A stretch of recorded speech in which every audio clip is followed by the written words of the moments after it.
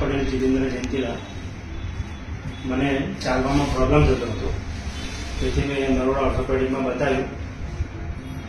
એમને એક્સરે ને બધું પાડ્યું તો એ રાઈટ સાઈડના ખાપામાં એવીએમ ડિટેક્ટ થયું.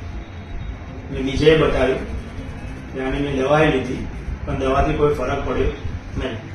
ફરીથી મેં સરને કન્સલ્ટ કર્યા તો એમણે કીધું કે હવે સર્જરી કરાવવી પડશે, એટલે બોલ સૂકા ગયો. એટલે પછી અમે ઓપરેશન ડિસિઝન લીધું, ઓપરેશન કર્યું.